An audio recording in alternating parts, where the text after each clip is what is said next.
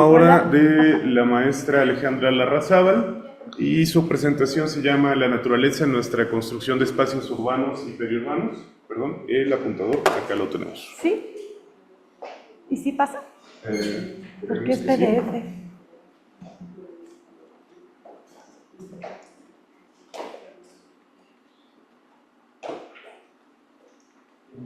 Creo que nos vas a tener que apoyar a todos, todas, ¿Espera? todes.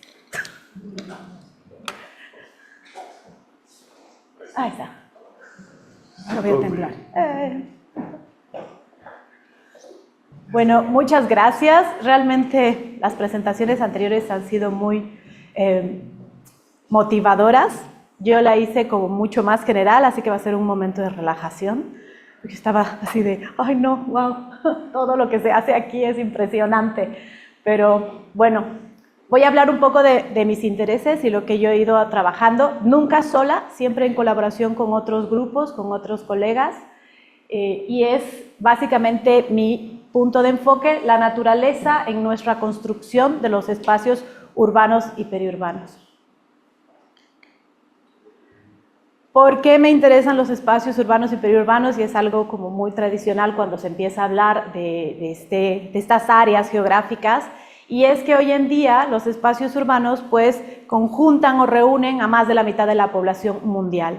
Y si pensamos en un sistema global con límites claros de disponibilidad de recursos, pues trabajar en estos espacios tiene mucho potencial porque nos ayuda a impactar sobre dinámicas que tienen mucha intensidad en los espacios no urbanos, ¿sí? Y por eso también se habla de la ciudad en los espacios donde no está o no se ve la ciudad, pero cuyas dinámicas, flujos y resultados dependen de los intereses y demandas urbanas y periurbanas.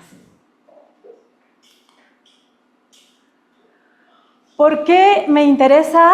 Yo soy de formación bióloga, pero ¿por qué me interesa trabajar el tema de las ciudades desde el enfoque geográfico y no arquitectónico o económico o sociológico o antropológico, ¿no? ¿Por qué geográfico? Porque creo que nos brinda un espacio de integración con una mirada enriquecedora, ¿sí? Es como un mapa. Donde diversos puntos de vista pueden encontrarse y discutir sobre por qué el resultado que estamos observando en el espacio, por qué esa intensidad espacial, por qué esa profundidad, por qué esa diferencia, ese contraste, ¿sí? ¿Por qué tenemos áreas altamente vegetadas, ¿no?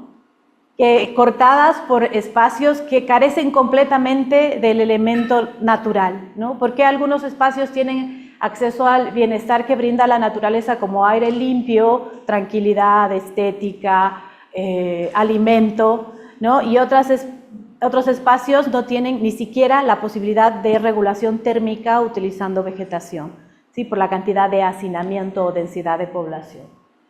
Entonces, es muy interesante hablar de la concentración de la población y la concentración de las actividades, cómo la densidad de la población cambia el tipo de actividades, el tipo de dinámicas que se dan en estas actividades, entre estas actividades. El impacto medioambiental es distinto que una ciudad como Morelia decida comer aguacate a que sea la Ciudad de México, ¿no? O a que sea un país todavía más densamente poblado y con mayor capacidad adquisitiva como Japón. Entonces, Japón es uno de los más grandes consumidores de aguacate en el mundo, ¿no? Y está detonando cambios en la superficie de no solo México, sino otros países como Perú, e incluso llega hasta Bolivia ahora la demanda de producción de aguacate, para saciar mercados tan grandes como son el europeo y el asiático, y no dejar los mercados que tradicionalmente existían, que eran pues los mercados latinoamericanos. La gestión del espacio, la planeación y el ordenamiento territorial, ¿no? En las ciudades, ¿quién toma las decisiones? ¿Cómo se da la organización de los servicios, ¿no? Porque algunos espacios tienen preferencia para la construcción de ciertos tipos de infraestructura, cuando esas mismas infraestructuras son más necesarias en otros espacios. Eso es gestión territorial y no simplemente lo podemos ver desde una relación de poder, sino de poder ubicado, ¿sí? En el espacio, distribuido. En resumen, para mí, al estudiar las ciudades con el enfoque geográfico, puedo entender mejor los patrones de asentamiento humano, puedo entender por qué se están asentando de esa forma, puedo entender la interacción entre el ambiente construido y el natural, las prioridades que dan los diversos asentamientos humanos a la satisfacción de ciertas necesidades. Tiene que ver también con la relación con la naturaleza. ¿Qué priorizan? ¿Cómo? ¿Por qué? Y no simplemente, o sea, no es algo simple, no son sistemas complejos de decisión, de oportunidad. Los desafíos y oportunidades que surgen en este contexto en un cambio muy dinámico, incluso cuando ya la infraestructura urbana está emplazada y completamente fija. Los temas que me interesan de forma particular es los elementos en las ciudades. ¿Qué elementos conforman el espacio observado? ¿Por qué están distribuidos en ese particular arreglo? ¿Y quién tomó la decisión de distribuirlos así? Entonces, la visión que yo trato de aplicar en mi trabajo es una visión de tipo sistémica y comienzo con identificar justamente cuáles son los elementos presentes en el espacio que quiero comprender. La funcionalidad. ¿Cuáles son los resultados del funcionamiento? Ese espacio está funcionando de una forma particular y se manifiesta fenotípicamente en un paisaje dado, ¿sí? Está funcionando para generar ese producto, ¿no? Vemos municipios que han perdido completamente la capacidad agrícola, ¿no? Por el reemplazamiento hacia actividades más urbanas, y hay municipios que podríamos decir están a la misma distancia del centroide de la ciudad y continúan con actividades agrícolas. ¿Por qué? ¿Por qué están funcionando distinto? Porque unos me presentan un paisaje y otros otro tipo de paisaje, ¿no? Porque unos resisten la presencia de la ciudad y mantienen actividades tradicionales y otros se han volcado completamente a ser absorbidos por la dinámica urbana. ¿Qué es lo que ha determinado esa funcionalidad? Y luego, a través de comprender ese funcionamiento, ir metiéndome en las interacciones. ¿Cuáles son las interacciones que están dando lugar a ese tipo de funcionamiento, ¿no? A lo largo del tiempo y el espacio. Ese funcionamiento es debido a ciertas interacciones espaciales internas y arreglos de poder, de información, de tiempo, ¿no? Que da lugar al resultado. De esa forma, a través de un enfoque de investigación-acción participativa, de un enfoque socialmente comprometido, de un enfoque ético, podemos empezar a generar ciertos cambios.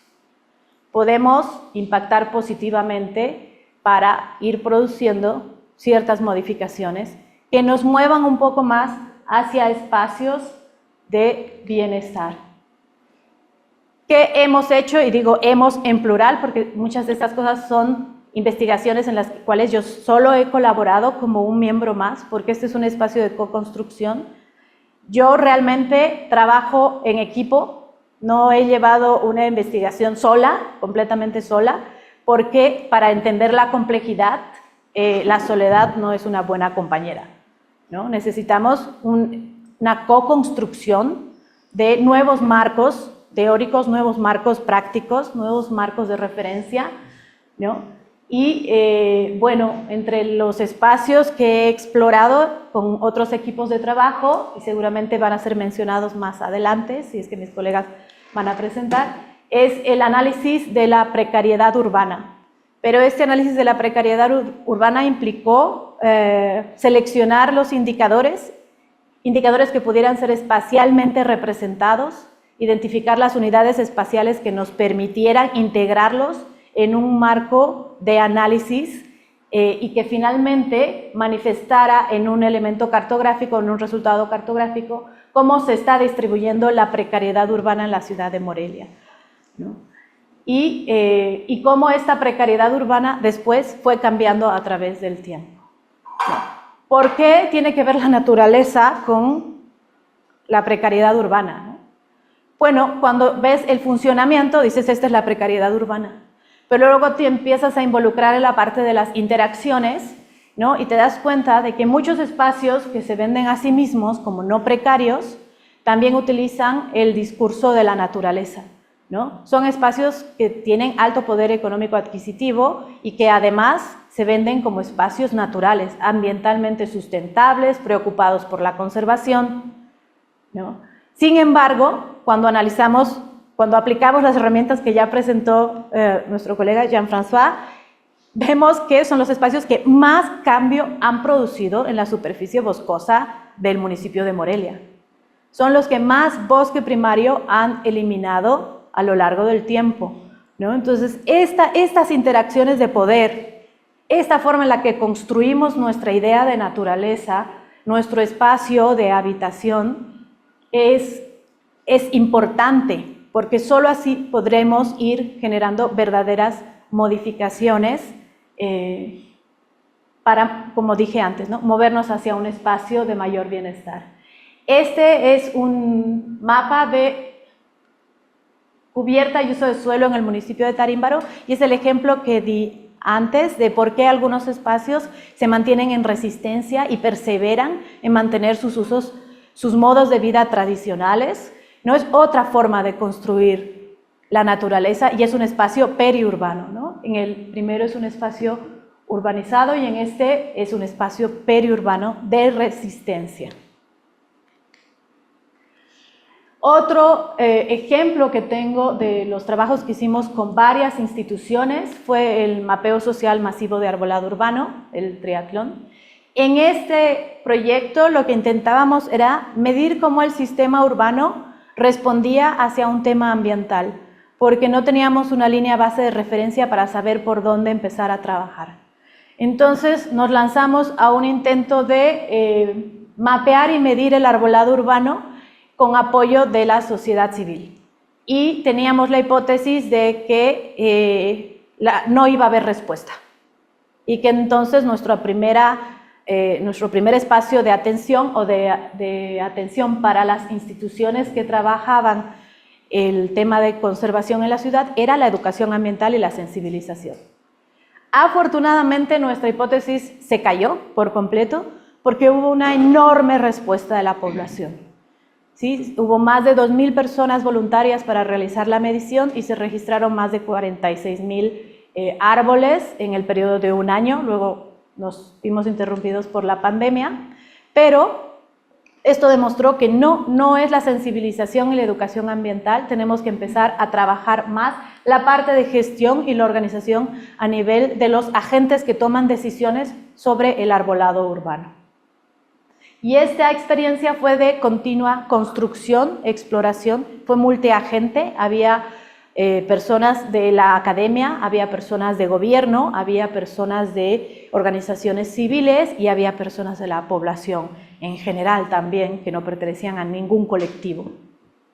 Entonces fue muy interesante y seguimos trabajando con esto. Ahora, analizando los datos, hay un grupo de botánicos que ya están trabajando en la validación de la información botánica. Esperamos que poder empezar a sacar la cartografía sobre la distribución, ya sabiendo que es la especie correcta, de los diferentes tipos de árboles. Hay una estudiante de licenciatura que está trabajando sobre el manejo de tocones. ¿Qué son los tocones? Pues son esos muñones que quedan después de remover un árbol y que tienen un tipo especial de manejo. Y nos registraron pues más de 100 tocones que están ocupando un espacio y que podrían ser habilitados para un proceso de renovación. Entonces, ¿por qué no se ha hecho? ¿Quién lo debe hacer? ¿Cómo se debe hacer? Es algo que se está trabajando con esta estudiante. Estoy también colaborando en otro proyecto que es de agrosilviculturas urbanas y periurbanas. y fue una experiencia de investigación, acción participativa muy fuerte porque fue un reto para nosotras trabajar con infancias, ¿no? Trabajar con infancias, trabajar en un espacio económicamente precario, lograr la incorporación. Bueno, aquí no parece tan precario este huerto realmente, pero es que ya son 2 años de proyecto y conseguimos los fondos para construir la infraestructura en la que ahora, ese es el aula verde de la escuela en la que estamos trabajando, ¿no? Entonces, ahora los niños y las niñas, bueno, las niñeces tienen posibilidad de conocer, aprender en contacto directo con elementos de naturaleza, flores, plantas, insectos, y se ha visto que esto ha tenido un impacto positivo en la comunidad, ¿no? Ahora, nuestra pregunta, bueno, mi pregunta es porque estábamos en esa comunidad participativa y particular o esta experiencia podría replicarse en otro tipo de comunidades que no tengan esas características, ¿sí? Entonces, esta modificación en el sistema va a comportarse de igual manera en cualquier lugar donde nos la instalemos, o era una particularidad del funcionamiento que se logró en este espacio porque hubo presencia previa de diferentes agentes trabajando en el área. Aquí hay otra tesis de maestría que está empezando, que es el impacto de los polinizadores, ¿sí? De los polinizadores en la producción de los huertos periurbanos en relación con el ambiente circundante, ¿no? Si estos huertos se emplazan en zonas muy transformadas, cómo están funcionando los polinizadores, y si estos huertos se emplazan en zonas más naturalizadas, cómo se comportan los polinizadores y cómo se distribuyen estos polinizadores y este comportamiento en el espacio geográfico. Y bueno, creo que con esto habría terminado para darles una idea de que mi interés es justo estas interacciones y ver el sistema y cómo podemos comprenderlo, cómo a la larga podemos modificarlo y cómo podemos aprender de él con una perspectiva siempre geográfica. Muchas gracias.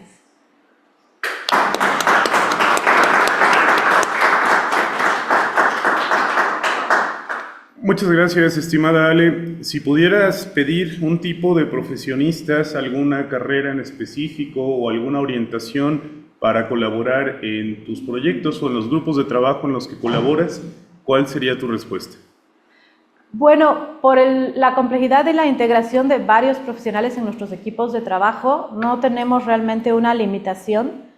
Es que haya un interés y finalmente se va conformando un equipo que se adecue al proceso de aprendizaje del problema en cuestión, ¿no? de investigación del problema en cuestión. Entonces, si necesitamos más apoyo o más conocimiento de economía, pues invitamos a un economista al equipo, a un ingeniero de sistemas, o un geomático, médicos, o sea, no hay un límite. No hay una restricción per se, vaya, mientras el interés se pueda conjugar, sería posible plantear una colaboración tanto en el posgrado de geografía como en otro tipo de escenarios de colaboración.